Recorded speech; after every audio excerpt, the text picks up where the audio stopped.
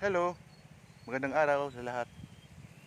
Ito naman tayo ngayon sa tabi ng dagat. Ang dagat dito or tabi medyo mabato. Bato siya.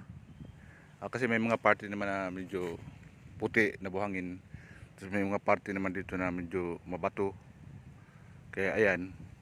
Pero kakaiba naman dito kasi yan mo, yung mga kahoy niyan, ang tawag niyan ay bungalon. Bungalon. 'Yun. Mga kahoy pa rin kahit tabi siya ng dagat. Yun.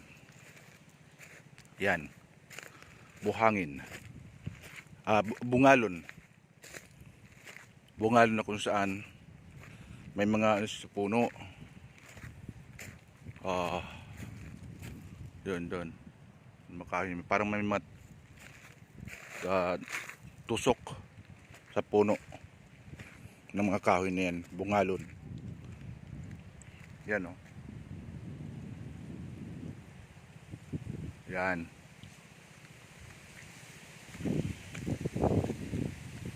Tapos ito yung ang daanan sa tabi ng dagat. So ngayon kasi medyo low tide pa siya. Low tide pa. Kaya medyo malalim pang tubig, oh. Yung dagat.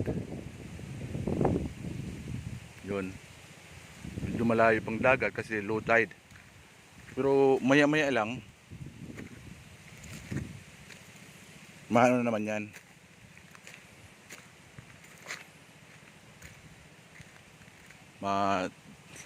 High tide. Yan, yung tapat na yun. Yun yung Masbate. Tapos yung doon naman Jagan. Tapos yun doon sa pinakadulo nandun yung Magkaraget. Yan guys.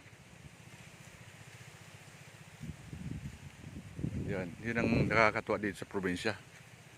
Dahil pag medyo may problema, stress, punta ka lang dito para ikay ma-relax.